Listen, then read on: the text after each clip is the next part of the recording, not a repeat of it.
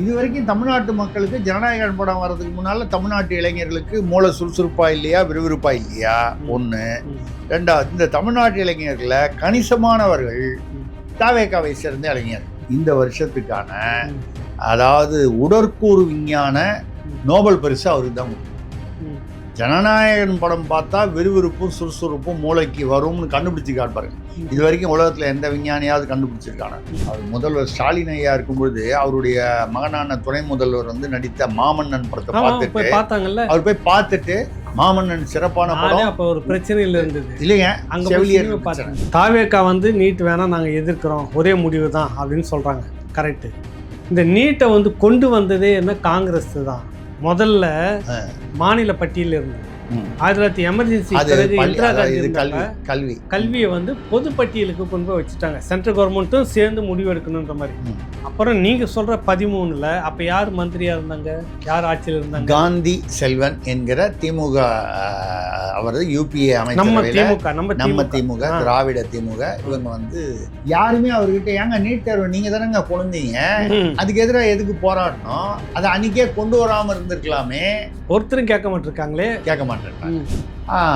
அவங்க வந்து எங்கேயோ அவர் இருக்கிற மாவட்டத்தில் இப்போ ஏற்கனவே அது கூட வந்து அது என்னமோ சொன்னாங்களே, ஏதோ கிட்னி எல்லாம் வந்து திருடுறாங்கன்னு சொன்னாங்க, ஏதோ ஒரு ஆஸ்பத்திரி. அந்த மாதிரி எங்கேயோ போய் கேட்டபோது 80 லட்சம் ரூபா கேட்டாங்க சீட்டு, ஒரு மெடிக்கல் தகுதி இருந்தோம்.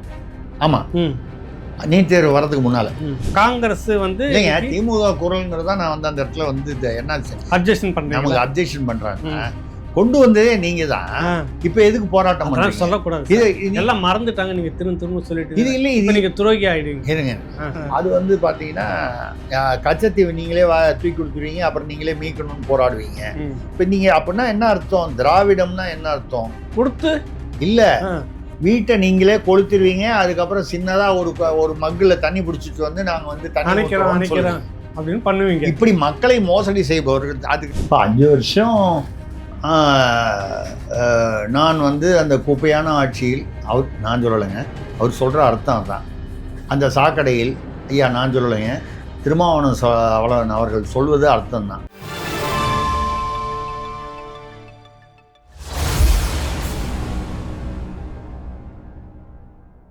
ராவணா பார்வையாளர்கள், தமிழ் உறவுகள் மற்றும் ராவணா நல விரும்பிகளுக்கு வணக்கம். மதிப்புக்குரிய ஐயா திருசக்தியார் நம்மகிட்ட வந்திருக்கிறாரு. பஞ்சாயத்தை கூட்டுறோம், பெரும் பஞ்சாயத்துலாம் இருக்குது. ஐயா வணக்கம். வணக்கம். நானன்றா எதுவும் கட்டுப்படுத்திட்டு உக்காந்துங்கிறேன், கேட்கக்கூடாது ஐயாவெல்லாம் இந்த மாதிரி பேசிடக்கூடாதுன்னு. வயசுக்கு ஏற்ற ஒரு பக்குவம் வேணும்னு சொல்லுவாங்க. இந்த வயசில் போயிட்டு இந்த மாதிரி ஜிகின்னு சட்டை முன்னாடி ஒன்று போட்டுன்னு போனீங்க, பார்த்தேன் சட்டை போட்டு கிழிச்சிக்குன்னு சினிமா பார்த்துட்டு வந்துக்கிறீங்க. ஜனநாயகன் வரிசை முதல்ல நின்று சட்டையெல்லாம் கிழிச்சின்னு வேர்வையோடு நின்று. உங்களுக்கு என்னை பார்த்து வயத்தடிச்சு, இவ்வளோதான் நான் சொல்ல முடியும். உங்களை மாதிரி இருக்க முடியலையா? அதான் என்ன மாதிரி வந்து உங்களால் வந்து சுறுசுறுப்பாக ஆக முடியலையே, விறுவிறுப்பாக மூளை செயல்படலையே அப்படின்னு ஏகலைவனுக்கு திருசக்தியார் மேலே வயத்தறிச்சல், இது பொறாம. இதுதான் இன்னைக்கு வந்து முதல் பஞ்சாயத்து.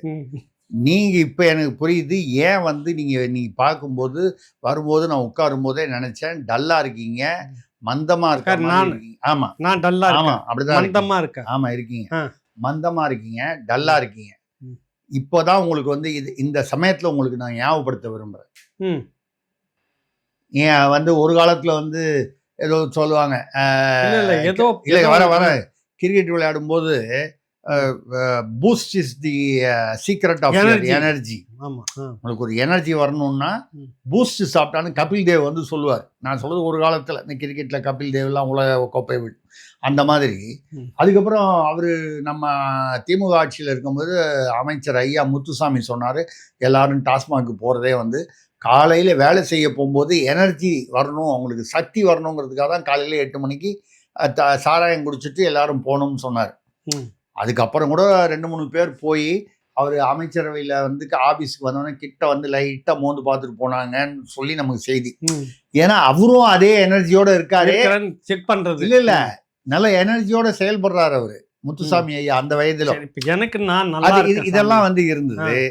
இப்போ உங்களுக்கு வந்து என்ன பார்த்து என்ன வைத்தறிச்சல்னா, ஐயா இந்த வயசுலயும் சுறுசுறுப்பா சபாநாயகர் பிரபாகரன் அவர்கள் சொன்ன ஜேசிடி பிரபாகர் ஐயா சொன்ன வழியில இவர் போய் படம் பார்த்து மூளை சுறுசுறுப்பாயிடுச்சு, விறுவிறுப்பாயிடுச்சு இளைஞர்களுக்கு. அந்த மாதிரி நம்மளால ஆக முடியலன்ற ஒரு வருத்தம். சரி, இப்ப என்ன அனுப்பி வைக்கணும்ன்றீங்க? என்ன அனுப்பி வைக்கணும்னு சொல்றீங்க? நீங்க போய் பார்த்துட்டு வாங்க. நானே ஏற்கனவே பார்த்துட்டு குளிர் ஜுரம் வந்து படுத்துட்டு இருந்தேன் 3 மணி நேரம். சும்மா இல்ல, 3 தடவை பாருங்க. கிராமத்துல இல்ல பார்த்துட்டான் பையன், ஜுரம் வந்து படுத்து. இல்லைங்க, நான் சொல்றது எதையுமே நீங்க ஒரு தடவை பார்த்துருக்கீங்களா, இதோட நிறுத்திங்க. 3-4 தடவை பார்த்து அப்புறம் நாளைக்கு ஏதாவது கோமா போயிட்டீங்கன்னா நாளைக்கு பஞ்சாயத்தை யாரை வச்சு கூட்டுறது நமக்கு இல்ல ஒரு விஷயத்த ஒரு சந்தேகம் வந்துருது. நமக்கு என்னன்னா சபாநாயகர் சொன்னதை நம்ம வெகுவா ரசிக்கிறோம், சுறுசுறுப்பா இருக்கும் அப்படின்னு சொல்லி அவர் இளைஞர்களை பார்க்க சொல்றாரு. இப்ப நம்ம இளைஞர்கள்னா அவர் பொதுவா தமிழ்நாட்டு இளைஞர்களை சொல்றாருன்னு அப்படிதான் அர்த்தம். தமிழ்நாட்டுல இளைஞர்கள் 60-70 வயசுக்கு மேல இருப்பாங்க, 60 வயசு வரைக்கும் இருப்பாங்க, அது வரைக்கும் இளைஞர்களா இருப்பாங்க. ரைட்டு. நான் என்ன கேட்கிறேன்னா, உங்களுக்கு மூளை சுறுசுறுப்பாகவும் விறுவிறுப்பாகும்னா அப்போ இது வரைக்கும் நேற்று ஜனநாயகம் படம் ரிலீஸ் ஆயிருக்கு. நேற்று தானே? ஆமா, நேத்தா மாதிரி ரிலீஸ் ஆயிருக்கு. இப்போ இதுக்கு முன்னால இந்த படம் வர்றதுக்கு முன்னால தமிழ்நாட்டு இளைஞர்களுக்கு மூளை சுறுசுறுப்பாக இல்லையா, விறுவிறுப்பாக இல்லையா? சரியா, தமிழ்நாட்டு இளைஞர்களுக்கு அப்படி இருக்குது இல்ல இல்ல. நம்மளுடைய கேள்வி எப்பவுமே நம்ம நியாயமா இருக்கும். சரி, இது வரைக்கும் தமிழ்நாட்டு மக்களுக்கு ஜனநாயக படம் வர்றதுக்கு முன்னால தமிழ்நாட்டு இளைஞர்களுக்கு மூளை சுறுசுறுப்பா இல்லையா, விறுவிறுப்பா இல்லையா? ஒண்ணு. ரெண்டாவது, இந்த தமிழ்நாட்டு இளைஞர்களை கணிசமானவர்கள் தாவேகாவை சேர்ந்த இளைஞர்கள். அப்படித்தானே நீங்க ஜெயிச்சு வந்திருக்கீங்க.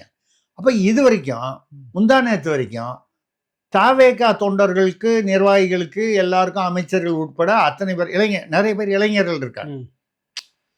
இல்ல, இப்ப நான் ஒரு கேள்வி கேட்க, முந்தா நேத்து வரைக்கும் இந்த தாவேகா நிர்வாகிகள் யாருக்குமே பொறாம இருக்குது, சுறுசுறுப்பு இல்லையா, விறுவிறுப்பு இல்லையா? உங்களுக்கு பொறாம உங்களுக்கு இருக்குது. இப்ப என்ன உங்களுக்கு தான் பொறாம. நாடு நல்லா செயல்படணும், ஃபங்க்ஷன் ஆகணும், புரியுதுல்ல? நாட்டு மக்களுக்கு நிறைய திட்டங்கள் இருக்கணும், ஆட்சி நல்ல ஆட்சியா தரணும். ஏற்கனவே இப்போ மூளை சுறுசுறுப்பாக இருந்தால் தானே பண்ண முடியும். லீவு போட்டுட்டு போய் பார்க்குறோம் படத்தை, ஏன்னா மக்களுக்கு சேவை செய்யணும், மூளை சுறுசுறுப்பாக இருக்கணும். ஆனால் நீங்கள் அதை கிண்டல் பண்ணுறீங்க. இல்லை, உங்களுக்கு கெட்ட எண்ணம். இல்லை இல்லை இல்லை இல்லை இல்லை, நீங்கள் தவறாகவே புரிஞ்சுக்கிறீங்க. நான் சொல்கிறது சபாநாயகரை என்ன சொல்கிறேன்னா, இவ்வளோ தூரம் அவர் என்னை பொறுத்தவரை அவருக்கு இந்த வருஷத்துக்கு ஜேசிடி பிரபாகரன் ஐயா அவர்களுக்கு இந்த வருஷத்துக்கான அதாவது உடற்கூறு விஞ்ஞான நோபல் பரிசு அவருக்கு தான் கொடுக்கணும். ஜனநாயகன் படம் பார்த்தா விறுவிறுப்பும் சுறுசுறுப்பும் மூளைக்கு வரும்னு கண்டுபிடிச்சு காட்டுப்பாருங்க. இது வரைக்கும் உலகத்துல எந்த விஞ்ஞானியாவது கண்டுபிடிச்சிருக்கான உடற்கூறு விஞ்ஞானத்துல கண்டுபிடிக்கல, அவருக்கு கொடுக்கணும். அது மட்டும் இல்லாமல் இதோட நிறுத்திடக்கூடாது. நம்ம ஒரு விஞ்ஞானத்தை கண்டுபிடிச்சோம்னா அது எப்படி அதை செயல்முறைப்படுத்தணுங்கிறதையும் சொல்லணும்ல. கட்டாயம். அப்பதானே சமுதாயத்துக்கு பயன்படும். நல்லது. ஆமா, ஆனாலும் நான் என்ன சொல்றேன், நீங்க சில விஷயங்கள்லாம் செய்ய தவறிட்டீங்க. யாரு? தாவேகா அரசு. நான் முதல்வரை சொல்லல, முதல்வருக்கு அடுத்த நிலையில் இருக்கக்கூடிய தாவேகா அமைச்சர்கள், முக்கியமான நிர்வாகிகள், இவங்களெல்லாம் சொல்றேன். எவ்வளவு பெரிய ஒரு கோல்டன் ஆப்பர்ச்சுனிட்டி, ஒரு பொன்னான ஒரு வாய்ப்பை தவற விட்டுட்டீங்க. என்னெல்லாம் பண்ணியிருக்கலாம் நீங்க? 1052 தியேட்டர்ல ரிலீஸ் பண்ணி ஒரு பெரிய சாதனை படைச்சிருக்காங்க. மொத்தம் 1168 தியேட்டர், அதுல 1052 வந்துருச்சு. மீதி ஒரு 100 இருக்குது. 1000 தியேட்டருக்கு மேல இது வரைக்கும் வந்தது ஒரு பெரிய சாதனையா இல்லையா? ஆமா ஆமா, ரைட்டு. ஆளுங்கட்சிங்க. ஆமா, இதுல நீங்க அதுல சிலது சொல்றாங்க, தஞ்சாவூர், திருவாரூர், நெல்லை, தூத்துக்குடி, மதுரை, விழுப்புரம், திருத்தணி, இந்த மாதிரி இடங்கள்ல படம் அதாவது கூட்டம் இல்லாதனால பல காட்சிகள் ரத்தாயிருக்கின்றன பத்திரிகை செய்தி சொல்லுது. அங்க இருக்கிறவங்களுக்குலாம் ஏற்கனவே அவனுக்கு மூளை சுறுசுறுப்பு ஆயிடுச்சு போல இருக்கு, உஷாராயிட்டான்னு வச்சுக்கலாம். ஆமா, ஏற்கனவே அவனுக்கு மூளை சுறுசுறுப்பாயிருக்கு. இனிமேல் நம்ம ஃபர்தரா சுறுசுறுப்பானா மூளை தாங்குமோ, காது வழியா வெளியே வந்துட போதேன்னு பயந்துக்கிட்டு அவன் போகாம இருந்தானான்னு தெரியல. நான் என்ன சொல்றேன், நம்ம அமைச்சரவை என்ன பண்ணிடணும், எத்தனை அமைச்சர்கள் போனாங்க அதுல பாருங்க, அந்த பர்வேஸ் பாருங்க, தேம்பி தேம்பி அழுதாரா? அவர் கஷ்டம் உங்களுக்கு தெரியுமா? நீங்க அழுது மட்டும் குறை சொல்றீங்க. இனிமே ஸ்கிரீன்ல இந்த மாதிரி தாங்க சொல்றேன். அவரு அது கஷ்டத்தை புரிஞ்சுக்கணுங்க. நீங்க என்ன, நான் என்னப்பா அவர் கிண்டலா பண்றேன்? அவர் அழுது மக்களுக்கு வந்து தேம்பி தேம்பி அழுதாரு. அவர் அழுதாரு. அதுக்கப்புறம் பாத்தீங்கன்னா அமைச்சர் அழுதாரு. பக்கத்துல இருக்கிற ஒரு மாதிரியா பார்த்தானே, அதை பாத்தீங்களா நீங்க? அவனுக்கு தான் சரியில்லை, அவன் தான் சரியில்லை. அவனை போய் மறுபடியும் இன்னும் 2 தடவை ஜனநாயகன் பார்க்க வச்சீங்கன்னா அவனும் சரியாயிருவான். சரி, ஒரு 2-3 தடவை பார்க்க வச்சீங்கன்னு வச்சுங்க. அதுக்கப்புறம் உங்க பேர் என்னன்னு கேட்டா அப்படின்ட்டு போவான். வந்து IRS முடிச்சவர் நம்ம அருள்ராஜ் இருக்கிறாரு. அவர் வந்து பேட்டி அப்படி கண்ணு கலங்குது. கலைத்துறை ஒரு பெரிய இதை இழந்துருச்சு, அவர் இனிமே நடிக்க மாட்டார்ல, அந்த மாதிரி உணர்வோட பாக்குறப்ப ஒரு பெரிய நிகழ்ச்சி. ஒரு நிமிஷம் வருத்தமா இருந்தது, கண்ணு கலங்குது அவருக்கு. சொல்லுங்க. நான் இல்லைங்க, அந்த உணர்வு பூர்வமா நடந்ததெல்லாம் நான் முழுசா சொல்லணும். சொல்லலைன்னா நான் ஒரு பத்திரிகை. நீங்க சொல்லுங்க சொல்லுங்க, அது தகுதி இல்லாம போயிடும். அது இன்னும் தேசிய பிரச்சனை. ஆமா, அது வந்து இவர் புஷி ஆனந்த் ஐயா அவர்கள், அவர் பார்த்தீங்கன்னா இந்த கடைசி ஹீரோவில் உட்காந்து ஏதோ ஒரு தியேட்டரில் பார்க்குறாரு படம். அதில் வந்து அது படம் பார்த்த உடனே அப்படி அப்படி அந்த அந்த கண்ணீர் துளி திறந்து அது வந்து எனக்கு என்ன அதில் பிடிச்ச விஷயம்னா, இது இருட்டில் நடந்திருக்கலாமா, கரெக்டாக அவர் மேலே லைட்டு ஃபோக்கஸ் பண்ணதுக்கு அப்புறம் இப்படி அந்த கண்ணீர் வெளியே அப்படியே அப்படி அடைச்சி வச்சிருந்தாரு. அது வரைக்கும் அந்த கண்ணுக்குள்ளேயே வச்சிருந்தாரு பாருங்க. கரெக்டாக வந்து வீடியோ போட்டு லைட்டை ஃபோக்கஸ் பண்ணும்போது அந்த வந்து கரெக்டாக பண்ணாரு பாருங்க. அப்போ அந்த உணர்வு பொங்குதுன்னு தெரியுது. அதே மடை திறந்து தாவும் நதி அலை நான் அப்படின்னு பாடுறாரு. கண்ணீர் அப்படியே அந்த மாதிரி வருது. ரைட்டு. அதுக்கப்புறம் இன்னொரு அமைச்சர், அவர் ஏதோ ஒரு சுற்றுச்சூழல் அமைச்சர், அவர் தான் கேட்டபோது ஏதோ நான் சுகாதாரத்துறை அமைச்சர்னு மாற்றி சொன்னார். அவர் ஒரு பேர் ராஜீவ்னு. அவர் பாருங்க ஒரு புரட்சியே உண்டாக்கிட்டார். இது படம் ஏன்னா அடல்ட்ஸ் ஒன்லி, வயது வந்தவர்கள் மட்டும். அதில் தன்னுடைய குழந்தையும் கூப்பிட்டு போய், குடும்பத்தோட குழந்தையும் கூப்பிட்டு போய் உட்காந்து படம் பார்த்துருக்காரு. அதை வந்து அவர் படம் பார்த்தது பெருசு இல்லை, அவர் உட்காந்து படம் பார்க்கறத ஆள் வழக்கமாக நம்ம ரீல்ஸ் தானே, ரீல்ஸ் போட்டு அதெல்லாம் வெளியில வருது. ஆனால் மந்திரியே வந்து ஒரு விதிமுறையை மீறாரு அப்படின்னு நம்ம கேட்டக்கூடாது. இல்லை, அது கேட்க மாட்டோம். நம்ம சொல்ல வந்தது என்னன்னா, அவர் மீறினாரு. ஆக்சுவலாக பார்த்தீங்கன்னா சட்ட பிரகாரம், அந்த சினிமாட்டோகிராஃப் ஆக்ட் பிரகாரம் 62 என்னமோ பேர் அது பிரகாரம் அடல்ட்ஸ் ஒன்லி படத்தில், பெரிய வயது வந்தவர்களுக்கான படத்தில் குழந்தைகளை அந்த வயது வன்முறை சண்டை ரத்தம் அப்படின்றப்ப மனநிலை பாதிக்கும் அப்படின்றதுக்காக அது வந்து சென்சார்ல. நான் சொல்றது அடல்ட்ஸ் ஒன்லி படத்துல பசங்களை விடலாமா, அது சட்டவிரோதமா? ஆமாம். அதற்கு என்ன தண்டனை? சட்டத்துல 3 வருஷம் வரைக்கும் சிறை தண்டனை. சிறை தண்டனை கொடுத்துட போறாங்க. நீங்க பாட்டு கொளுத்தி போட்டு இல்லைங்க. அதுல பிரச்சனை என்னன்னா, சிறை தண்டனை வந்து இவருக்கு கூட்டிட்டு போன பெற்றோர் அமைச்சருக்கு வராது, தியேட்டர்காரனுக்கு வரும். இவர் பார்த்துட்டு வெளியில வந்துருவாரு. இவர் பார்த்துட்டு ரீல்ஸ் போட்டாரு, இவர் சந்தோஷமா வந்துட்டாரு. சரியா? தியேட்டர் யாரு தியேட்டர்ல அனுமதி கொடுத்தானோ தியேட்டர் ஓனரு. இல்ல ரீல்ஸ் போடுறதுன்னு ஒரு டீம் கூடவே வச்சுன்னு இருப்போமா நம்ம? எங்க போனாலும் வந்து ரீல்ஸ் கூடவே போவாங்க போல இருக்கு. இப்போ புஷி ஆனந்த் அவர்கள் கடைசி ரோல இருக்காருன்னா கரெக்டா அந்த இடத்துல லைட்டை போட்டு வீடியோ எடுக்கிறான். இங்க உட்கார்ந்து ஒருத்தர் குழந்தையோட படம் பாக்குறாரு, வீடியோ ஒருத்தர் குலுங்கி அழுகுறாரு. இந்த மாதிரி வரிசையா எல்லாரும் அழுகுறாங்க. போனேன். அப்ப நம்ம வந்து என்ன சொல்றோம்னா, இவ்வளவுலாம் பண்ணீங்க தமிழ்நாட்டிற்காக தானே, இவ்வளவு தியாகமும் எதற்காக? தமிழ்நாட்டு மக்களுடைய நலன், இளைஞர்களின் நலனுக்காக தானே. அப்ப என்ன செஞ்சிருக்கணும்? முதல்வர் கூட பாருங்க, முத நாளே ஒருத்தர் பார்த்தாரு. அன்னைக்கு வந்து அதாவது முதல் நாள் ராத்திரி பார்த்துட்டாரு. மறுபடியும் இன்னைக்கு காலையில 11:30 மணிக்கு. அதுல வந்து நீங்க தப்பா பாக்குறீங்க, தப்பா பேசுறீங்க. திருசக்தியார்கிட்ட இது ஒரு பெரிய வம்பா போச்சு. சமூக பிரச்சனை சிக்கல்களை தீர்க்கக்கூடிய விஷயங்கள்லாம் அந்த படத்துல இருக்குது. அதனால திரும்ப போய் பார்க்கறதுல என்ன தப்பு இருக்கு? யார் அவரே? ஆமா, அப்புறம் மக்களுக்கு பிரச்சனையை தீர்க்கணும் இல்ல, அதுக்கான சொல்யூஷன் படத்துல இருக்குங்க. எங்க நீங்க போய் தெரிஞ்சுப்பீங்க? இப்ப நான் வந்து இப்ப நான் என்ன சொல்லிட்டேன், நீங்க வந்து அதை தப்பா புரிஞ்சுக்கிறீங்க. அவர் முதல்வர் வந்து இந்த 2வது தடவை போய் பார்க்கறது என்னன்னா, அதுல வந்து முதல்வரே 2வது தடவை போய் பார்க்கறாருன்னா உடனே ஜனங்க எல்லாரும் என்ன பண்ணுவாங்க, குறிப்பா தாவேகால பொதுமக்கள், இளைஞர்கள், மூளை சுறுசுறுப்பு இதுவரை வராத இளைஞர்கள், விறுவிறுப்பு வராத இளைஞர்கள் இருக்குது, மூளை சுறுசுறுப்பானு கூட போய் பார்த்துருக்கு இல்லைங்க. அவர்கள்லாம் வந்து முதல்வரே 2வது தடவை போய் பார்க்குறாருன்னா நம்ம போய் 2வது தடவை பார்க்கணும், 3வது தடவை பார்க்கணும் இப்படின்னு சொல்லி ஒரு ஒரு ஒரு இதை மார்க்கெட்டிங். ஏன்னா அவர் முதல்வர் ஸ்டாலின் ஐயா இருக்கும்பொழுது அவருடைய மகனான துணை முதல்வர் வந்து நடித்த மாமன்னன் படத்தை பார்த்தாங்கல்ல, அவர் போய் பார்த்துட்டு மாமன்னன் சிறப்பான படம். அப்ப ஒரு பிரச்சனையில் இருந்தது இல்லைங்க, செவிலியர் இது தூய்மை பணியாளர் அது மட்டும் இல்ல, செவிலியர் பிரச்சனை, எல்லாம் போராட்டம். அவர் பாட்டு நாங்கள் போலீஸ் அடிச்சு தூக்கி குப்பை மாதிரி வண்டியில் போட்டுன்னு போகுது, எல்லா இடத்துலையும் கைது பண்ணி இவர் படம் பார்த்துட்டு இருந்தார். அவர் மார்க்கெட்டிங் பண்ணும்போது விமர்சனம் பண்ணாங்க. ஆனா இது அப்படி இல்லை. இது வந்து மூளை சுறுசுறுப்பாகவும் விறுவிறுப்பாகவும் அது வந்து இளைஞர்களை மாற்றுவதற்கான ஒரு வழி திட்டம். அது சரி, இது இல்லை இருங்க, என்ன பண்ணி இருக்கணும், தவற விட்டுட்டாங்க அப்படின்னா 1052 தியேட்டர்ல நாங்க வெளியிட்டோம்னு சொல்லி அது சாதனை, அதை வரவேற்கிறோம், அந்த சாதனைக்காக பாராட்டுகிறோம். இது மட்டும் பத்தாதையா, அதுக்கு பதாக வைக்கணும், அப்பதான் எங்களுக்கு தெரியும் உலகத்தில் முதல் முறையாக. தயவு செஞ்சு என்னை பேச விடுங்க. நான் நாட்டுக்கு நல்லதா நான் சொல்றது வந்து இல்லைன்னா எனக்கு வந்து விட்டு போயிடும். நீங்க வெறும் இந்த தியேட்டர்லாம் போட்டீங்கல்ல, என்னையா வந்து உங்களுக்கு வந்து ஒரு ஒரு ஒரு ஒரு பாரபட்சம்.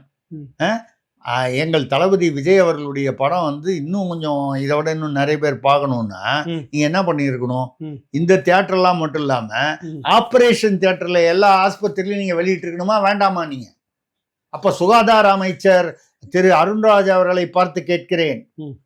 அங்க ஏற்கனவே கில்லி ஓட்டிட்டார். அவரு எங்க கில்லி ஹாஸ்பிட்டல்ல அந்த ஆக்சிஜன் ட்ரீட்மெண்ட் பண்ற இடத்துல 1.5 மணி நேரம் படுத்துட்டு இருக்கணும், அது எல்லா இடத்துலயும் போட்டாரு. கில்லி படத்தை பாக்குறதுக்கு அது போட்ட உடனே நிறைய பேர் வந்து இந்த ஆக்சிஜன் எல்லாம் பிடிங்கி விட்டு எந்திரிச்சு சும்மா அப்படி போனாங்க அப்படின்னு சொல்லி கேள்விப்பட்டோம். அப்புறம் தொழிலாளர் நலத்துறை பர்வேஸ் கூட ஒரு ஆஸ்பத்திரியில போய் டாக்டர் இவ்வளவு பேர், பேஷண்ட் இவ்வளவு பேர்லாம் சொன்னா அதெல்லாம் ஒரு சேம் படம் எங்கன்னு கேட்டாங்க. இப்ப அதான் சொல்றேன், நீங்க வெறும் சினிமா தியேட்டர்ல மட்டும் படம் ரிலீஸ் பண்ணீங்க, ஆபரேஷன் தியேட்டர்லயும் ரிலீஸ் பண்ணிருக்கணும், விட்டுட்டாங்க. அதுக்கப்புறம் அன்னைக்கு ஜனநாயகன் ரிலீஸ் ஆகிற அன்னைக்கு தமிழ்நாடு முழுக்க வந்து சிறப்பு விடுமுறை கொடுத்துருக்கணுமா இல்லையா? கட்டாயம் கொடுத்துருக்கணும். இவங்க மட்டும் லீவ் எடுத்துட்டு போயிட்டாங்க. அன்னைக்கு செக்ரட்டேரியட்ல வந்து ஆய்வு கூட்டம் இருந்துதான். இந்த ஆய்வு கூட்டத்தை ரத்து பண்ணிட்டு போயிட்டாங்க. பின்ன முக்கியம் இல்ல, நான் முக்கியத்துவம் இது ஆய்வு கூட்டம் தான். என்னத்துக்கு எனக்கு சொல்லுங்களேன், என்னத்துக்கு ஆய்வு கூட்டம்?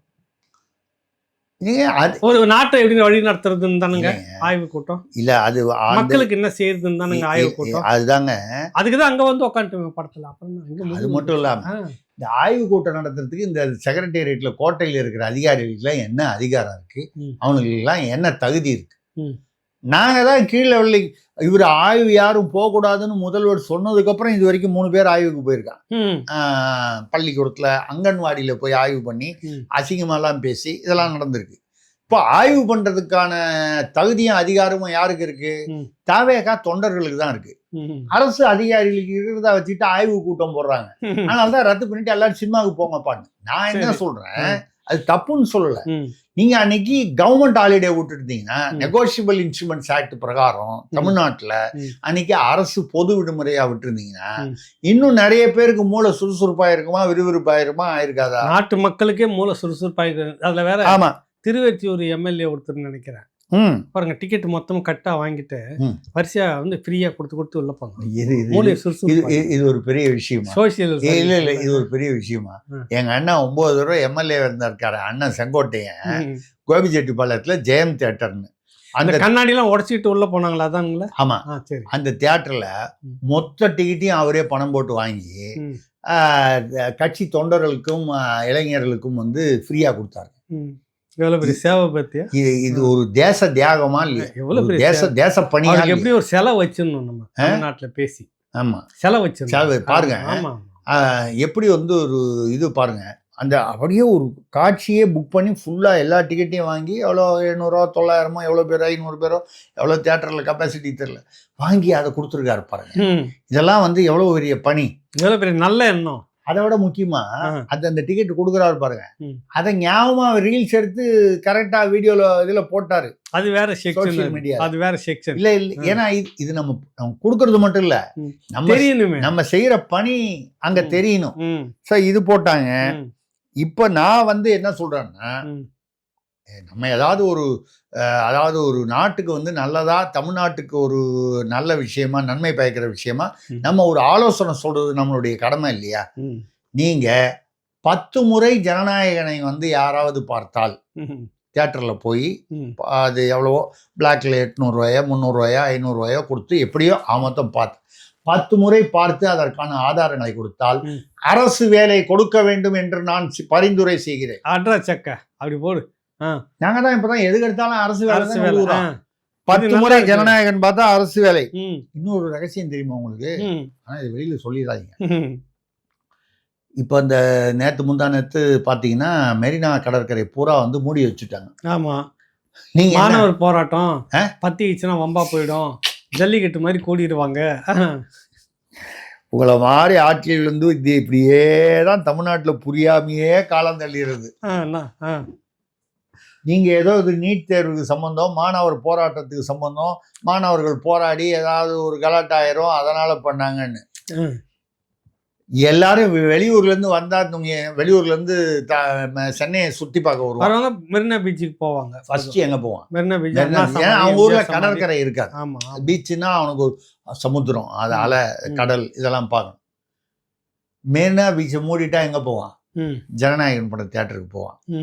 இப்ப நீங்க என்னமோ நீட் தேர்வுக்கும் அந்த மெரினா பீச் மூட்டினதுக்கும் ஏதோ சம்பந்தம் நினைச்சிட்டீங்க. இல்ல, இப்ப பாருங்க, இன்னைக்கு 2 நாள் ரகசியத்தை வச்சிருந்திருக்கீங்க பாருங்க நீங்க. இது வந்து ராஜாங்க ரகசியம். இது வந்து சில பேர் எதிர்கட்சிகள்லாம் புரியாம மெரினா கடற்கரையை மூடி விட்டார்கள், வந்து அப்படிலாம் செஞ்சிடக்கூடாது, அப்படிலாம் செஞ்சிடக்கூடாது. ஏன்பா அது மூடி வச்சாதானப்பா அங்கே ஜனநாயகம் கும்பல் வரும், வர கூட்டம் அப்படி போயிடும், வர கூட்டம் போயிடும். இல்லை கூட்டம் வராமல் போச்சுன்னா அப்புறம் நீங்கள் கடற்கரையில் வர காற்று தியேட்டரில் காற்றடிச்சதுன்னு வச்சுங்க, காற்று வீசிச்சுன்னு வைங்க, அது தடுக்கிறது நம்மளுடைய ஜனநாயகன்னு படத்தை பார்க்க வேண்டிய ஜனநாயக கடமை இல்லையா? எப்படி அதுக்கு இவ்வளோ பாடுபடுறதை விட இங்கே பாருங்க, ஈஸியாக நீங்கள் இவ்வளோ பாடுபடுறதை விட ஃப்ரீ டிக்கெட்டும் கொடுத்துரு, எதுக்கு நீங்கள் பிளாக்ல இருக்கணும்? மக்கள் எல்லாம் போய் மூளை சுறுசுறுப்பாகிட்டு வரும், ஃப்ரீயாக போயிடுங்க, ஒரு ட்ரீட்மெண்ட்டு காசே இல்லை. இலவசமாக வந்து நம்ம வந்து கொடுக்கணும்னா அரசாங்க செலவில் தான் கொடுக்கணும். செங்கோட்டையன் ஒரு காட்சிக்கு வந்து ஒரு தியேட்டரில் ஒரு காட்சிக்கோ 2 காட்சிக்கோ ஃப்ரீயாக கொடுப்பாரு. அது ஓடுற வரைக்கும் வந்து 100 நாள் ஓட்டி ஆகணும். செங்கோட்டையன்கள் அதை வந்து வேற ஐயா. என்னன்னு கேட்டிங்கன்னா, எதையாவது கும்பிட்டுக்கிட்டே இருக்கணும். அவங்களுக்கு முன்னாடி டயரை பார்த்து கும்பிட்டு இருந்தாங்க, இப்போ ஸ்க்ரீனை பார்த்து கும்பிட போகிறாங்க. அதெல்லாம் கும்பிட்டு போகிறாங்க. இப்போ அரசு செலவில் கொடுக்கணுன்னா இப்போ ஃப்ரீயாக கொடுக்க முடியுமா? எல்லாருக்கும் கொடுக்க முடியாது. கட்சி செலவில் கொடுக்கணும், இல்லை கட்சி நிர்வாகிகள் தலைவர்கள் செலவில் கொடுக்கணும். கட்டுப்படி ஆகுமா? அதனால முடியாது. அதனால வந்து நம்ம ஃப்ரீயாக கொடுக்கறத விட எதுக்காக நாங்கள் வந்து அதை பிளாக்ல வந்து ஒரு வீடியோ கூட 2-3 வந்துச்சு. தியேட்டர்காரன் சொல்கிறான் 190 ரூபாய்க்கு ஆன்லைனில் புக் பண்ண வேண்டியதானே, நாங்கள் 300 ரூபாய்க்கு விற்கிறோம்னா 100 ரூபா உனக்கு லாபமானு கேட்குறீங்க, நீங்கள் வாங்கிட்டு போய் ரசிகர் மன்றம்னு 800 ரூபா 1000 ரூபாய்க்கு விற்கிறீங்க. நீங்கள் நான் இவ்வளோ பெருசாக தியேட்டர் கட்டி வச்சு நான் லைட்டுக்கு பணம் கட்டி மெயின்டைன் பண்ணிக்கிட்டு இருக்கேன், நான் 100 ரூபா எக்ஸ்ட்ரா சம்பாதிக்கணும்னா கூடாதுன்றீங்க. நீங்கள் சும்மா சுழுவாக வந்து நோகாமல் 500 ரூபா 1000 ரூபான்னு வந்து சம்பாதிச்சு போகிறீங்களே, எல்லாம் ஆன்லைனில் புக் பண்ணிடா. ஒருத்தனுக்கு பல்காக டிக்கெட்டு கொடுக்க முடியாது. ஏன்னா போய் 200 டிக்கெட் கொடு 300 டிக்கெட் கொடுன்னு கேட்குறாங்க நிர்வாகிகளோ தொண்டர்களோ. வாங்கி எல்லாரும் கொடுக்கணும்ல, அதான் சேவை பண்ணணும். அதனால வந்து அவன் என்ன கேட்குறான், நீ 500 ரூபா லாபம் பிளாக் மார்க்கெட்டில் அடிப்ப, நான் ஒரு 100 ரூபா இவ்வளோ பெரிய தியேட்டர் கட்டி இன்வெஸ்ட்மெண்ட் பண்ணி வச்சிருக்கேன், நான் ஒரு 100 ரூபா சம்பாதிக்க கூடாதா கேட்குறான் அப்படின்னு கேட்குறான். ஆமாம், இந்த மாதிரி வந்ததுனால நம்ம வந்து கேட்கல, அப்படி கேட்கல. ஏன்பா நேற்றுக்கு முந்தின காலம் வரைக்கும் பிளாக்ல டிக்கெட் வாங்கி வித்தால் தானே நீ, இப்போ என்ன வந்து விற்கக்கூடாதுன்ற நீ? இது முந்தின படத்துக்குலாம் நீ வந்து வித்தப்பா பிளாக் டிக்கெட் வாங்கி, இப்போ என்னப்பா வந்து நிற்கிறது? தலைவருக்கு கெட்ட பேர் வந்துடும் இல்லைங்க. அந்த மாதிரி வந்து நம்ம வந்து சொல்றது வந்து நியாயம் இல்லை. எப்பவுமே நான் மனசாட்சிக்கு விரோதமா பேச மாட்டேன். இல்ல ஆமா, நம்ம பேசுறது இல்லை, அப்படி பேசக்கூடாது. ஏன்னா வந்து அந்த தியேட்டரில் போய் டிக்கெட்டு கேட்டவனாலாம் வந்து நீ வந்து நேற்று வரைக்கும் முந்தா நேற்று வரைக்கும் நீ வந்து போன மாதம் வரைக்கும் பிளாக் டிக்கெட்டு வாங்கினியே அப்படின்னு அவனை குற்றம் சாட்டுறதை நான் வன்மையாக கண்டிக்கிறேன். ஏனென்றால் அப்படி விற்றவர்களாம் ஏற்கனவே மாண்புமிகுக்களாக ஆகிவிட்டார்கள் என்ற வகையில் இப்போ வந்திருக்கிறவங்கலாம் அதுக்கு சம்மந்தம் இல்லை. இவர்கள் எதிர்கால மாண்புமிகுக்கள் என்று வேணாலும் சொல்லுங்க. வருங்காலத்தில் இவர்கள் அமைச்சர் ஆவார்கள், நிர்வாகிகள் ஆவார்கள் வேணா சொல்லுங்க. ஏற்கனவே வித்தவங்க இவங்க தான் சொல்லக்கூடாது. அவங்களெல்லாம் நாங்க ப்ரொமோஷன் கொடுத்து எங்க வைக்கணுமோ அங்கங்க வச்சுட்டாச்சு. அப்படியே இந்த நீட்டு பஞ்சாயத்துக்குள்ள வரலாங்களா? நீட்டு பஞ்சாயத்துக்குள்ள ஜனநாயகன் மாதிரி ஒரு பெரிய கலைவர் இந்த பக்கம் நடந்துகிட்டு இருக்குது. நீங்க அந்த நடிகையை பத்தி பேசவே இல்லையே. என்ன பேச வச்சுட்டு மாட்டி விடலான்னு பாக்குறீங்களா நீங்க? இல்ல ஒரு சனம் ஷெட்டியா இல்லை நீங்கள் அது இப்போ அதான் வந்திருக்காங்க பாவம். பட் வேற ஒரு அம்மா வந்து பார்த்துட்டு போனாங்க. அவங்க வரதெல்லாம் வந்து ஃபுல்லாக வீடியோவில் போட்டாங்க. அவங்க வந்து சினிமா பார்க்குறத. அது தங்கத்தலைவி, நாட்டுக்கு ரொம்ப முக்கியம். அதான் தங்கத்தலைவி அவங்க வந்து பார்த்துட்டு போனாங்க. ரைட்டு, அது ஒரு பக்கம்.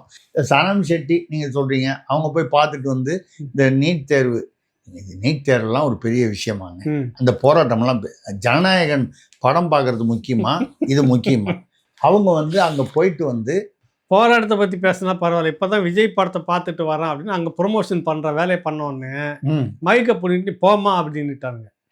கரெக்டு. அப்புறம் இல்லை நாங்கள் அதுக்காகலாம் மைக்கு பிடுங்கல, எல்லா பேச்சு உரிமையும் இருக்குது அப்படின்னு பேச்சு உரிமை பற்றி பேசி அவங்க மறுத்தாங்க. அது வேற விஷயம். சரி, இப்போ பாருங்க, இந்த ஜனநாயகன் படத்தை போய் பார்த்த ஒரு நடிகை சனம் ஷெட்டி அவர்களுக்கு எவ்வளவு பெரிய ஒரு வெற்றி. இதுக்கு முன்னால் சத்தியமாக மனசு தொட்டு இல்லைங்க, சனம் ஷெட்டின்னு ஒரு அம்மா நடிகையாக இருக்காங்கன்னு உனக்கு தெரியுமா? உங்களுக்கு எனக்கு தெரியுமா? எந்த படத்தில் நடித்தாங்கன்னு தெரியுமா? தெரியாது. இன்னைக்கு தமிழ்நாடு பூரா சனம் ஷெட்டியை பற்றி பேசுதா இல்லையா? எங்கள் தலைவருடைய படத்தை போய் பார்த்துட்டு வந்தாலே ஒருத்தங்க வாழ்க்கையில் எவ்வளவு ஒரு உயரத்துக்கு போகிறாங்க, எவ்வளோ உயரத்துக்கு போகிறாங்க பாருங்க. வெளிச்சம் எவ்வளோ வருது பாருங்க. இப்போ இந்த சனம் ஷெட்டி இது வரைக்கும் யாரோ இந்த நான் காலையில் வரும்போது யாரோ ஒருத்தர்கிட்ட கேட்டேன், இந்த சனம் ஷெட்டின்னு யாருங்க? ஃபைனான்சியரா? செட்டியாரா? அவர் ஃபைனான்ஸ் கொடுப்பாராண்ணா? அதை படுபாது. அது வந்து ஒரு நடிகையா? அந்த அம்மா ஜனநாயகன் படம் பார்த்துட்டு வந்து இந்த மாதிரி ஒரு மேட்டர் ஆச்சு. அப்படியா? அது செட்டி இல்லை, ஷெட்டி. ஷெட்டினா கர்நாடகா வரும். அவங்க கர்நாடகா அந்த சைடில் வந்தால் தான் ஷெட்டி. இந்த சுனில் ஷெட்டின்னு ஒரு நடிகர் இருந்தார். அந்த மாதிரி ஷில்பா ஷெட்டின்னு இருந்தாங்க. அது அந்த ஊரில் கர்நாடகாவில் வரக்கூடியது அவங்க. அப்போ சனம் ஷெட்டினா இது வரைக்கும் யாருக்கும் தெரியாது. இப்ப தமிழ்நாடு பூரா தெரிஞ்சு போச்சா இல்லையா? நல்லா தெரியும். ஒரு ஜனநாயகன் படம் பார்த்ததுலயே பாருங்க, இப்ப புரியுதா சபாநாயகர் சொன்னது? அதாவது மூளை சுறுசுறுப்பாடுறது மட்டும் இல்ல, எவ்வளவு பெரிய ஒரு வளர்ச்சி, ஒரு ஒரு உயரத்தை வந்திருக்கு பாருங்க, எஃபெக்ட் வந்திருக்கு அப்படிங்கறத வந்து நம்ம வந்து சொன்னாங்க. இதுலயே இன்னொரு விஷயம், நீட்லயே ஒரு அரசியல் நம்ம பேசுவோம். நீட்லயே வந்து பாத்தீங்கன்னா நம்ம அதிமுக எம்பி இன்பதுரை இருக்கிறார்ல, ஆமா, தாவேக்கா வந்து நீட் வேணாம் நாங்கள் எதிர்க்கிறோம், ஒரே முடிவு தான் அப்படின்னு சொல்கிறாங்க. கரெக்டு. இந்த நீட்டை வந்து கொண்டு வந்ததே என்ன? காங்கிரஸ் தான். 2013 மன்மோகன் சிங் அரசு அப்பொழுது வந்து நீட்டை கொண்டு வந்தார்கள். அப்படி மட்டும் சொல்லிடக்கூடாது. முதல்ல மாநில பட்டியல் இருந்தது. 1900 எமர்ஜென்சி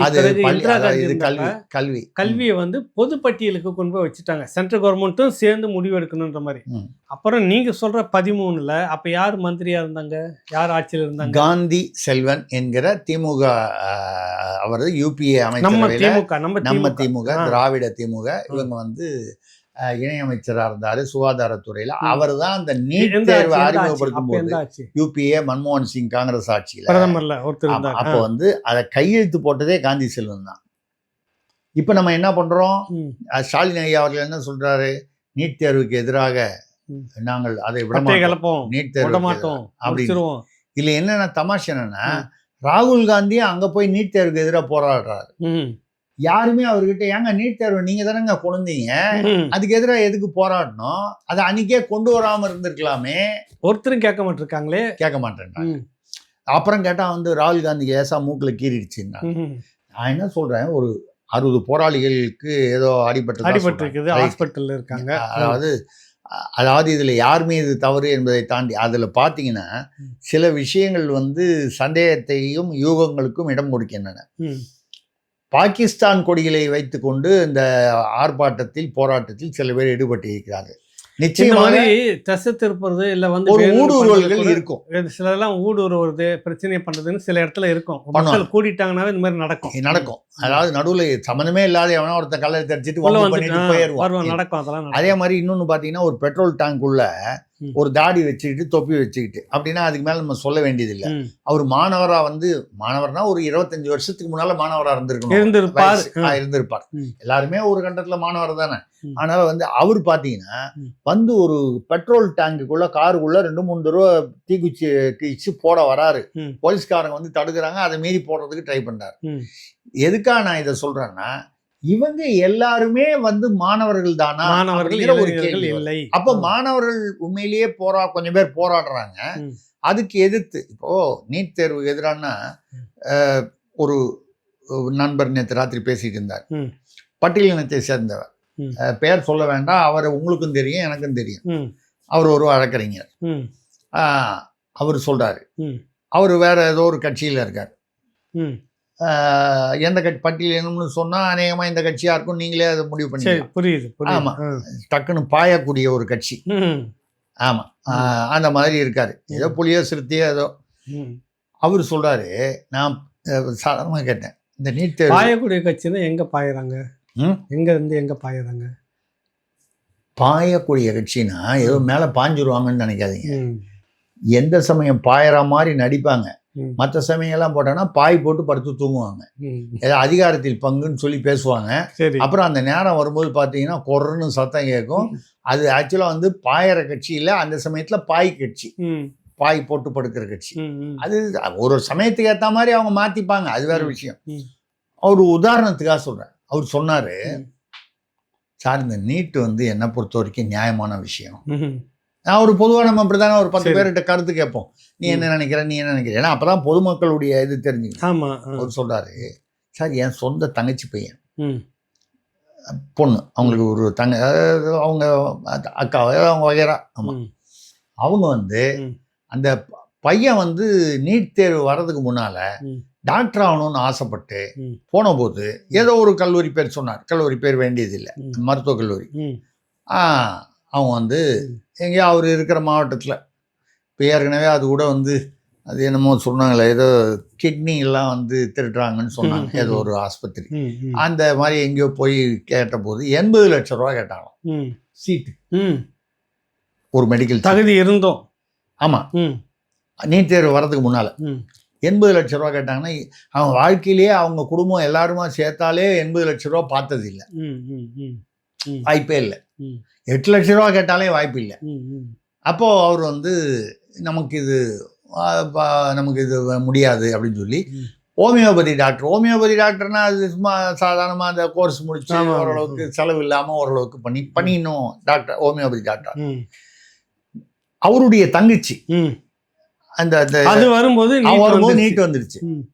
சாதாரண குடும்பம், மிக ஏழ்மையான குடும்பம், சொந்த வீடு கூட இல்லாத வாடகையில் ஒன்று கொடுத்தனத்தில் இருக்கிற குடும்பம். நீட் தேர்வு எழுதிச்சு, நல்ல மார்க் வாங்கிச்சு, படிக்குது. 2வது வருஷம் 3வது வருஷமா இப்போ மெடிக்கல் படிக்குது. அப்போ அவர் சொல்றாரு, இதை மாதிரி எனக்கு தெரிஞ்சது ஒரு எங்க பகுதியில் ஒரு 3-4 பேர் இருக்காங்க சார், ஏழைகள், குடிசை அல்லது ஒரு சாதாரண நிலையில் இருப்பவர்கள், அவங்க இன்னைக்கு படிக்க முடியுது. ஆனால் அதே சமயத்தில் அந்த தேர்வு முறையில் நடக்கக்கூடிய தவறுகள், குறைபாடுகள் இருந்ததை வந்து களைய வேண்டும். நான் வந்து மத்திய அரசு வந்து இதை வந்து இவ்வளோ பெரிய போராட்டமாக, விவசாயிகள் போராட்டத்தில் மத்திய பாஜக அரசு என்ன தவறு செய்ததோ அதை வளர விட்டு, கடைசியில் அதில் விவசாயிகள்னு சொல்லிட்டு என்ன பண்ண, புரோக்கர்லாம் வந்து நடு ரோட்டில் உட்காந்து போராட்டம் பண்ணா. ஏன் அதை சொல்கிறேன்னா, வேற எங்கேயோ கூட பேசுனேன். அந்த வருஷம் வந்து பஞ்சாப்ல கோதுமை வந்து வழக்கத்தை விட அதிகமாக விளைஞ்சுது. ஒரு வருஷம் வந்து விவசாயிலாம் ரோட்டில் உட்காந்துருந்தான் குடும்பத்தோட. அங்கே யார் விவசாயம் பண்ணா? இன்ஜினியர், சாஃப்ட்வேர் இன்ஜினியர்லாம் போய் விவசாயம் பண்ணியிருப்பானா? இல்லை. அப்போ அவன் தான் உண்மையான விவசாயி. வந்து உட்கார்ந்தவன் பூரா புரோக்கரு, இப்போ இந்த நடுவில் உள்ளவங்க. சரி, இது விடுங்க. எப்படி அங்கே, அதாவது அரசியல்னா இப்படிதான் வரும், வேணும்னு செய்வாங்க. அதை இல்ல, இதுல வந்து என்னன்னா, நீட் வேணாம் ஒரு போராட்டம் நடக்குது. திமுகவுடைய குரலும் அதுதான், கரெக்டா? காங்கிரஸ் வந்து திமுக குரல்ங்கிறதா நான் வந்து அந்த இடத்துல வந்து என்ன அப்ஜெக்ஷன் பண்றேன், நமக்கு அப்ஜெக்ஷன் பண்றாங்க. கொண்டு வந்ததே நீங்க தான். இப்ப எதுக்கு போராட்டம் பண்றீங்க? சொல்லக்கூடாது, எல்லாம் மறந்துட்டாங்க. நீங்க திரும்ப சொல்லிட்டு இது இல்ல, இது நீங்க துரோகி ஆயிடுவீங்க. இருங்க, நீங்க சங்கி, நீங்களே நீட் தேர்வு கொண்டு வருவீங்க, நீங்களே போராடுவீங்க அதை எதிர்த்து. நீங்க சங்கி. அப்புறம் வந்து நீங்க ஏதாவது சொல்லிட்டு போங்க, நான் சங்கினா அப்புறம் திருப்பி உங்களெல்லாம் பார்த்து மங்கின்னு சொல்லுவேன்.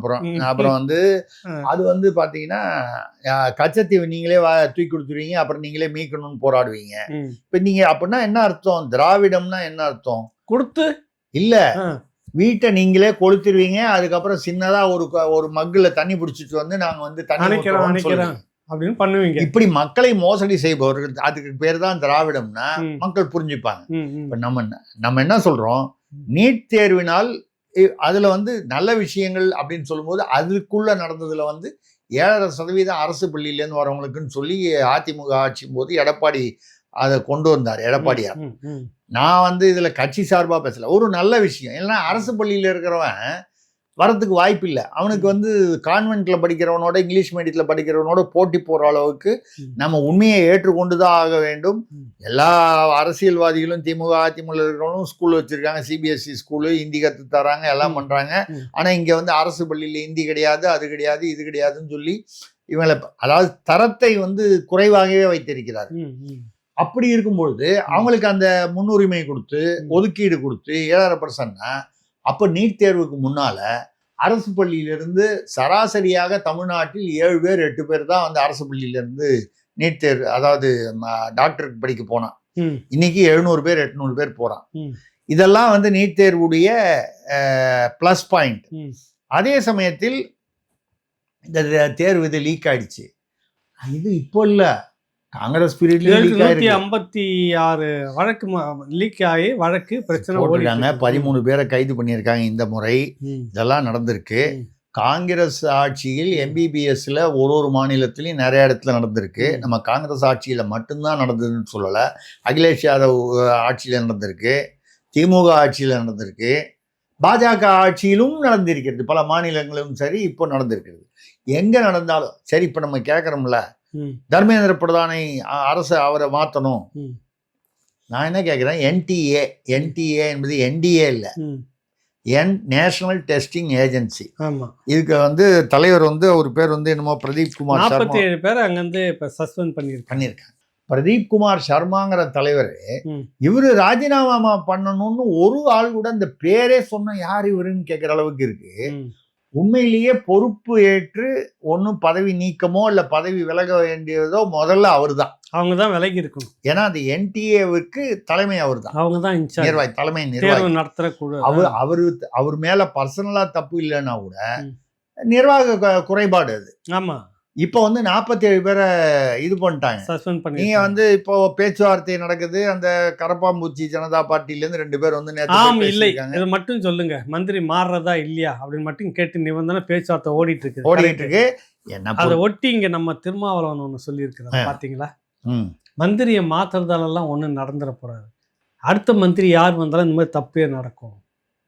நீட்டு தேர்வு வேணான்றது தான் முடிவு. எதுக்கு சொல்கிறேன்னா, அம்பேத்கர் சிலை ஒன்று சேலத்தில் கால் மேலே கால் போட்டுக்கிற மாதிரி செய்து கடந்த 5 வருஷம் மூடியே வச்சுருந்தாங்க. இந்த ஆட்சியில் வந்து திறந்துட்டாங்க, ஆனாலும் எதிர்ப்பு வந்துச்சு. போலீஸ் வந்து இவங்க மேலேயே வழக்கு போடுறாங்க. ஆக போலீஸ் அப்படியே தான் இருக்குது, மாறல. இப்போ 5 வருஷம் நான் வந்து அந்த குப்பையான ஆட்சியில் நான் சொல்லலைங்க, அவர் சொல்கிற அர்த்தம் தான். அந்த சாக்கடையில் ஐயா நான் சொல்லலைங்க, திருமாவளவன் அவர்கள் சொல்வது அர்த்தம் தான். கொஞ்சம் உணர்ச்சி வசப்பட்டு அந்த 5 வருஷம் எப்படி இருந்ததுன்றதை ஓப்பன் பண்ணிட்டாரு. ஆமா, அந்த சாக்கடையில் தான் நான் குளித்து கொண்டிருந்தேன் 5 வருஷம். அம்பேத்கர் சிலையை சமூக நீதி ஆட்சியில் அம்பேத்கர் பேரை சொல்லி ஆட்சி நடத்துகிற ஒரு திமுக திராவிடத்தை தூக்கி பேசக்கூடிய இந்த கூட்டம் 5 வருஷம் சிலையை மூடி வச்சிருந்தது அவமானம் இல்லைங்களா? அவமானம். ஆசிரியர் வீரமணின்னு ஒருத்தர் இருக்கிறாரு. யாருங்க? ஆசிரியர் வீரமணி. அவருக்கும் அம்பேத்கருக்கும் என்ன சம்பந்தம்?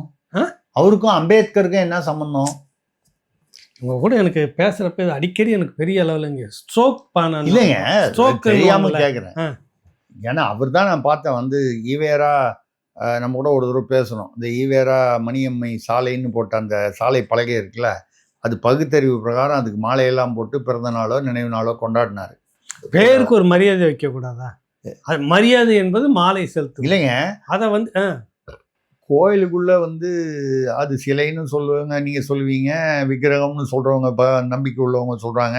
அதுக்கு ஒரு மாலை போட்டா அதுக்கு எதுக்கு மாலைன்னு கேட்கறவங்க. நீங்க வந்து என்ன பண்றீங்க, தெரு அந்த தெரு பேர் போட்டு அந்த இப்படி போட்டிருக்கும்ல, அந்த காமிக்கும்ல, அந்த ஒரு பலகையே அப்படிதானே இருக்கும். அந்த பலகைக்கு மாலை போட்டா அவங்களுக்கு மாலை போட்ட மாதிரி அர்த்தமா? இது பகுத்தறிவு என்றால் அது என்ன? அவர் என்ன சொன்னார்ன்றதை கேளுங்க. கடந்த அது வந்து இப்போ சொல்ற இந்த தாவேக்க அரசு அம்பேத்கர் சிலையை திறப்பதற்கு எதிர்ப்பு தெரிவிக்குது. அந்த மாதிரி இந்த சிக்கல்லாம் செய்யுது, இப்படி செய்யக்கூடாது அப்படின்னு கண்டனம் தெரிவித்து அறிக்கையை வெளியிடுறாரு. எப்போனா 5 வருஷத்துக்கு முன்னாடி அதை திறந்து கட்டி கடந்த 5 வருஷமாக அது திறக்காமே சாக்கு போய் போட்டு மூடி வச்சுருந்தாங்க திமுக ஆட்சியில்.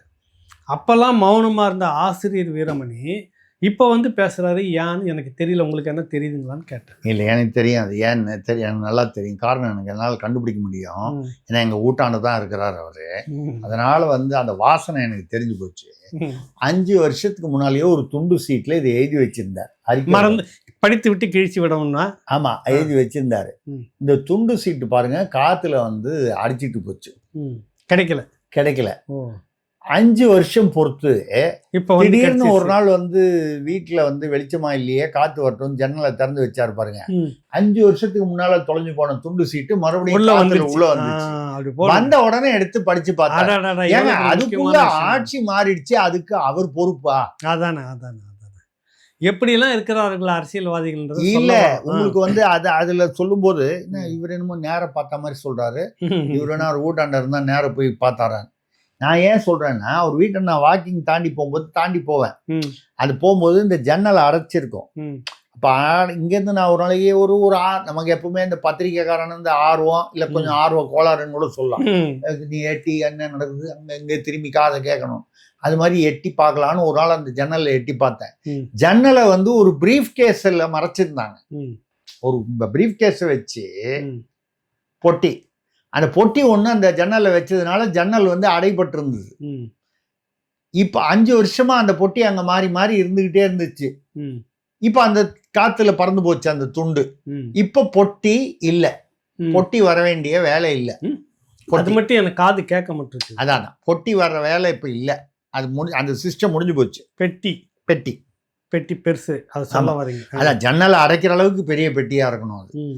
இப்போ அந்த பெட்டி வந்து இனிமேல் பயனில்லை, இப்போதைக்கு பயனில்லைன்னு சொல்லி அந்த பெட்டி எடுத்து எங்கேயா ஆசிரியர் வந்து ஐயா வந்து பரன்ல போட்டுட்டாருன்னு நான் யூகம் பண்றேன். அப்ப ஜன்னல் வந்து கிளியர் ஆயிடுச்சு. இப்போ துண்டு சீட்டு வந்துருச்சு. இதான் மேட்ரு. கொள்கை பெட்டி நீங்க சொல்றீங்க, வேற பெட்டி எல்லாம் இல்ல, அது நம்ம எல்லாம் சொல்லுவோமா? சரிங்க. கொள்கையெல்லாம் வந்து என்னன்னு போட்டா ஒரு பெட்டியில் வச்சிருந்தாரு, அந்த பெட்டியை தூக்கி இப்ப பரன்ல வச்சுட்டாரு. இப்போ வந்துச்சு. இதை விட பாத்தீங்கன்னா நம்ம திரைப்படத்துறையை சேர்ந்தவங்க சில பேர் பேசியிருக்காங்க. நம்ம ஐயா வெற்றிமாறன் இந்த நீட் தேர்வு அவங்களோட கைகோர்ப்போம் அப்படின்னு பேசினாரு. ரஞ்சித் பேசியிருக்காரு. அப்புறம் இந்த அமீர்னு ஒருத்தர் கேள்விப்பட்டிருக்கீங்களா? ஆமா ஆமா, திடீர்னு வருவாரு. திடீர்னு வந்தா பரவாயில்ல. அந்த ஜாஃபர் சாதி கூட வந்து பணம் பரிமாற்றம் சொல்லி விசாரணைக்கெல்லாம் உட்பட்டாரு. அதெல்லாம் நடந்துச்சு. இப்ப இவங்க எல்லாம் வந்து இப்போ வந்து நீட் சொல்லும் போது நம்ம ஒரு வெற்றிமாறன் ஐயா சொல்றாரு, இந்த ஆட்சியில் தேவேக ஆட்சியில் 8 தலித் அமைச்சர்கள் இருப்பது உண்மைதான், ஏற்றுக்கொள்கிறேன். ஆனால் மாற்றம் என்பது இதுவல்ல. திராவிட மாதிரி வாசல்லே நிக்க வச்சுட்டு செக்யூரிட்டி வேலை கொடுக்கணும், அது சொல்ல வராங்க. ஆமா, அதுதான், அது கரெக்ட் தான். இந்த மாதிரிலாம் கொடுத்துடக்கூடாது. நீங்க ஆனா ஒண்ணு நம்ம வந்து அவருக்கு நம்ம ஞாபகப்படுத்த, அதே மாதிரி இந்த பிரதீப் ரங்கநாதன் ஒரு நடிகர், அவரு இப்போ பெரிய நடிகர் ஆயிட்டார், வளர்ச்சி பெற்ற நடிகர்.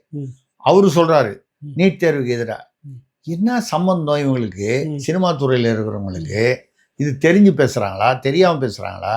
நீட் தேர்வை எதிர்த்து நான் வந்து நீட் தேர்வு மாணவர்களுக்கு இழைக்கப்படும் இது என்னன்னா உடனே பிரதீப் ரங்கநாதன் சொல்லிட்டாரு, இவர் சொல்லிட்டாரு, இந்த சினிமாக்காரர் சொல்லிட்டாரு. இந்த சினிமாக்காரர்களுக்கு வந்து வரலாறு தெரியாது, ஆனா பேசுவாங்க, ஏதாவது ஒண்ணு பேசி. இப்ப இந்த சனம் ஷெட்டி மாதிரிதான் கொடுத்து வாங்கி கட்டிக்கிறது இல்லை. அவங்களுக்கு இப்போ ஒரு எக்ஸ்ட்ரா விளம்பரம் கிடைச்சதா இல்லையா? அடுத்த தடவை வந்து சனம் ஷெட்டினா நீங்களோ நானும் யாரும் தெரியலன்னு சொல்ல மாட்டோம்ல. இந்த மாதிரி ஆளுங்க தான் திடீர்னு போராளி ஆயிடுறாங்க. அதையும் பார்க்கணும், கொஞ்சம் நம்ம பக்குவமா தான் பேசணும். இப்ப நம்ம பேசின ஆட்கள் திடீர்னு நாளைக்கு போராளி ஆகி புரட்சி. இப்ப நம்ம பேசின லிஸ்ட்ல உள்ளவங்க எல்லாம் இப்படி போராளியா வளர்ந்தவங்க தானே. அவர் இது வந்து மாற்றம் இல்லைன்னு முக்கியமான ஒரு விஷயத்த சொல்லி முடிச்சிருவோம். அந்த இடத்துல இந்த சினிமால ஒரு நடிகைன்னு நீங்க உடனே யாரையாவது நினைச்சுக்காதீங்க, நான் பொதுவாக தான் சொன்னேன். அந்த அம்மா வந்து இப்போ வந்து நீட் பயிற்சி இந்த விவகாரத்தில் வந்து ஒரு தாயாக, என்னுடைய மகளும் ஒரு மாணவர், ஒரு தாயாக மனம் வேதனைப்படுகிறது அப்படின்னு பேட்டி கொடுத்துருக்காங்க நேற்று. இருக்கும் தானே, இருக்கும். அவங்க யாருன்னு கேட்டா நடிகை தேவதர்ஷினி. இந்த காஞ்சனா படத்துலலாம் வருவாங்க, பார்த்துருப்பீங்க. நடிகை நல்லா நடிப்பாங்க, அது வேற விஷயம். ஆனால் போன வருஷம் பார்த்தீங்கன்னா நீட் ஒரு கோச்சிங் சென்டருடைய விளம்பரத்தில் இவங்க தான் நடிச்சிருந்தாங்க. அது தொழிலுங்க, அது தொழில், பிஸ்னஸ். ஆமாம். இது வந்து வேற. அந்த மாதிரி வரும்போது இப்போ இவர் வந்து சொல்றது வந்து இதில் நமக்கு என்னன்னா, இந்த ஜனநாயகன் படத்தில் அது சொல்லுவோம், முதல்வர் விஜய் அவர்கள் நடித்த அப்படின்னு சொல்லி அதில் இந்த காட்சியில் முதல்ல ஸ்லைடு போடுறாங்க. அவர் முதல்வரான பிறகு இதில் நடிக்கல. ஏற்கனவே நடிச்சு எல்லாம் முடிச்சு வச்சிருந்த படம் தேர்தலுக்கு முன்னாடி வந்திருக்கு. ஆமா. இதுல எங்க நம்ம ஒப்பீடு பண்றோம்னா, எம்ஜிஆர் அவர்கள், நீங்க தானே எப்ப பாரு எம்ஜிஆர் அவர்களை போலவே அப்படின்னு சொல்லி, எம்ஜிஆரை போலவே இவர் அப்படின்னு சொல்லி பேசுறாங்க இல்லையா அவங்க கட்சிக்காரங்க. சொல்றேன், அது வந்து வரலாறு மக்களுக்கு ஞாபகப்படுத்தணும். வரலாறு முக்கியம் தலைவரே. அதனால வந்து 1977 ஜூன் மாசம் 30 முதலமைச்சர் ஆகிறாரு எம்ஜிஆர் ராமச்சந்திரன் அவர்கள், புரட்சி தலைவர். அவருடைய படம் வந்து மீனவ நண்பன் வந்து அந்த வருடம் ஆகஸ்ட் 14 வெளியாகுது. ஜூன் மாசம் 30னா கிட்டத்தட்ட ஒரு மாசம் 2 மாசம் பொறுத்து. அதுல போட்டுக்கலாமா? வழக்கம் போல மக்கள் திலகம், அது அப்படிதான் பேர் எப்பவும் போடுற மாதிரி. முதல்வர் எம்ஜிஆர்னு போடலை. அதுக்கப்புறம் கடைசியா அவர் நடிச்ச படங்கிறது வந்து மதுரையை மீட்ட சுந்தரபாண்டியன். அது வந்து ஷூட்டிங் கொஞ்சம் 2 நாளோ 3 நாளோ பாக்கி இருந்துச்சு. முதல்வர் ஆனோடனே அதை பரவாயில்லன்னு அந்த வேலையை முடிச்சு கொடுத்துட்டு, அது எப்போ வந்துச்சுன்னா அவரு அதுக்கப்புறம் போஸ்ட் ப்ரொடக்ஷன்லாம் முடிஞ்சு படம் வெளியில வர்றதுக்கு இவர் முதல்வராகி 6 மாதம் பொறுத்து தான் வந்தது. அதுல போட்டிருக்கலாமா? அதுலயும் மக்கள் திலகம் தான் வந்திருக்கு. மக்கள் திலகம் தான். இதுதான் பெருந்தன்மை. அதெல்லாம் முன்கூட்டியே நடிச்சது. அது இதை போலவே தான். இதே தானங்க இப்ப மட்டும் என்ன, இதுல வந்து முதல்வர் விஜய் நடிக்கும் அப்படின்னு சொல்லி போடுறாங்க. இதுல வந்து நம்ம ஒரே ஒரு இதை மட்டும் கேள்வி மட்டும் கேட்டு நம்ம முடிச்சுடுறோம். அதுல இப்ப அந்த 60 பேர் நீட் பத்தி பேசணும், ரைட்? இவங்க பண்ற கூத்து இதெல்லாம் ஜனநாயகன், இதெல்லாம் வந்து இந்த தமாஷெல்லாம் வந்து இவங்க பொழுதுபோக்குக்காக பண்றாங்க. இவங்களுக்கு எல்லா அமைச்சர்களும் அன்னைக்கு போய் உட்கார்ந்துதான், அப்போ தமிழ்நாடே வந்து தியேட்டரில் தான் உட்காந்துருக்குதுன்னெலாம் ஒரு உருவாக்கத்தை ஏற்படுத்துகிறாங்க. இப்போ இன்னும் ஜனநாயகன் வந்து பாருங்க, யாரும் வந்து தைரியமாக விமர்சனம் பண்ண கூட முடியல. ஒரு படம் வந்ததுன்னா படம் நல்லா இருக்கும், நல்லா இருக்காது. சில பேருக்கு பிடிக்கும், சில பேருக்கு பிடிக்காது. சில விஷயங்கள்ல வந்து நல்லா இருக்கும், சில இடங்கள்ல விமர்சனம் வந்துட்டு தான் இருக்குது. பேசுறாங்க. ஆமா, இல்லைங்க வைக்கிறாங்க. இல்லைங்க, எனக்கு என்ன கவலை, திமுக ஆட்சி மாதிரி எல்லாம் பயந்துக்கிட்டு இல்லைங்க. எனக்கு என்ன கவலை அப்படின்னு சொன்னால், இதுக்கப்புறம் திடீர்னு வந்து நீங்கள் வந்து இதை வேற விமர்சனம், எதிர் விமர்சனம் பண்ணுறான், நெகட்டிவ் விமர்சனம் பண்ணுறான்னு சொல்லி ஏதாவது உள்ள பிடிச்சி போட்டு போகிறாங்களேன்னு ஒன்று. ரெண்டாவது, இப்போது ஐயா வெற்றிமாறன் போன்றவர்கள்லாம் வந்து சொல்கிறாங்க, நீங்கள் இது மாற்றம் என்பது 8 பேர் தலித் அமைச்சர்களை வைப்பதனால் மட்டும் மாற்றம் என்று ஒத்துக்கொள்ள முடியாது. ரஞ்சித் சொல்கிறார். ரஞ்சித் சொன்னாரா வெற்றிமாறன்? ரஞ்சித்தா? சரி, ரைட்டு. ஆனால் ஒன்று, நாங்கள் திமுக ஆட்சியில் செய்கிறது தான் நாங்களும் செஞ்சுக்கிட்டு இருக்கோம். தவேக ஆட்சியில் அங்கே ஆதி திராவிடர் நல நீதியில் வந்தது அந்த 12,500 கோடி ரூபா வருஷத்துக்கு மத்திய அரசுலேருந்து வருது. தேர்தலுக்கு முன்னால் 5,000 ரூபா கொடுத்தோமா, அந்த 3,000 ரூபா கோடைக்கால போனஸ் எல்லாம் சேர்த்து அது எங்கிருந்து கொடுத்தோம்? அதான் தான் எடுத்து கொடுத்தோம். ஆதி நீங்கள் வந்து ஏதோ அந்த சாதனை திமுக ஆட்சி மட்டும்தான் பண்ணதா நினைச்சீங்கல்ல? இல்ல, தவேக ஆட்சியில இப்போ 217 கோடி ரூபாய் வந்து இந்த குழந்தைகள் இந்த உணவு, காலை உணவு திட்டத்துக்காக கொடுத்துருக்காங்க. அதுல பாத்தீங்கன்னா கிட்டத்தட்ட 63 கோடி ரூபாய நம்ம வந்து சொச்சம் வந்து பட்டியலினத்தை சேர்ந்தவர்கள், எஸ்சி, அவங்களுக்கான சிறப்பு உட்கூறு திட்டத்துக்காக ஒதுக்கு. அதுக்கப்புறம் 6 கோடி ரூபாய் சொச்சம், 6.17 என்னமோ பழங்குடி மக்களுக்காக உள்ள பணம். ஆக சுமார் 70 கோடி ரூபாய் பட்டியலினத்து மக்கள், எஸ்சி எஸ்டி மக்களுக்காக வேண்டிய பணத்தை எடுத்து காலை உணவு திட்டம். நீங்க காலை உணவு திட்டம் கொடுங்க, அதை பத்தி ஒண்ணும் சொல்லல. அதுலேருந்து ஏன் எப்பவும் கை வைக்கிறீங்க? சரி, அதுக்கு ஒரு சமூக நீதி துறைன்னு பேரை மாத்தி ஒரு அமைச்சர் வேற வச்சிருக்கீங்களே. அவர் இதுக்கு முன்னால அப்படி இல்லை, இப்போ அவரு கூட்டணியில வேற இருக்காங்க. திருமாவளவர்கள் நிறைய குரல் கொடுத்துட்டு வராரு. ஆகஸ்ட் 17 எல்லாரும் வந்து 1 கோடி ரூபா தான் இது வரைக்கும் கொடுத்துருக்கீங்க, 234 தொகுதியிலையும் 10 லட்சம் ரூபா கொடுக்கணும், எப்படி நான் மாநாடு நடத்துறது, தமிழ் தேசிய எழுச்சி மாநாடு, இதெல்லாம் ரைட்டு. இதை கேள்வி கேட்க வேணாமா? நீங்க அமைச்சரவையிலேயே இருக்கீங்க, அந்த அமைச்சரவை பணத்தில் இருந்து எடுக்கப்படுகிறது என்றால் அந்த அமைச்சருக்கு தெரியாம எடுக்க முடியாது. இதற்கு திரும்ப ஒப்புதல் வரணும். இதற்கு வன்னியரசு அவர்களோ திருமாவர்களோ பதில் சொல்ல கடமைப்பட்டவர்களா இல்லையா? கடமைப்பட்டவங்க தான். இப்போ 2 பேரும் சேர்ந்து நம்ம 2 பேரும் சேர்ந்து அவங்க கும்புவாங்க. தேவையா உங்களுக்கு? பஞ்சாயத்தை யாருங்க? முடிச்சுக்கலாம். இந்த உள்ளதே கேள்வியெல்லாம் உள்ளபடி கேட்டிங்கன்னாக்கா ஆனா நம்மள வந்து புரண்டுவது. என்ன புரியுது இல்லை உங்களுக்கு? அதுக்காக என்ன ஏங்க எலி புரண்டுது பொறிச்சாளி புரண்டுதுன்னு சொல்லிட்டு வீட்டுல படுக்காமையேவா இருக்க முடியும்? வீட்டுல நடமாடாம இருக்க முடியுமா? அதான். நம்ம இன்னொரு நிகழ்ச்சியில இன்னொரு பஞ்சாயத்தை நம்ம பேசுவோம். பேசுவோம். பேசுவதற்கு நிறைய இருக்குது. நன்றிங்க. நன்றிங்க, வணக்கம்.